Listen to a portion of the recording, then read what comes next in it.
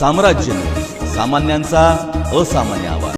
शहरात बेकायदेशीर सुरू असलेल्या मावा व गुटखा विक्री विरोधात अक्कलकोट नगर परिषद आणि पोलीस प्रशासनाने संयुक्तपणे मोठी कारवाई केली।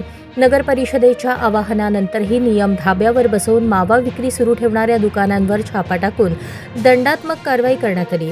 अक्कलकोट नगर परिषदेचे नगराध्यक्ष मिलन कल्याण शेट्टी, आरोग्य सभापती अविनाश मडिखांबे, आरोग्य अधिकारी नितीन शेंडगे, नगर परिषदेचे कर्मचारी तसेच वरिष्ठ पोलीस निरीक्षक दीपक भिताडे यांच्या उपस्थितीत ही कारवाई करण्यात आली।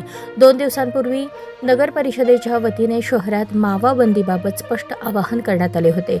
मात्र या सूचनेकडे दुर्लक्ष करत काही विक्रेत्यांनी सर्रासपणे मावा व गुटखा विक्री सुरूच ठेवली।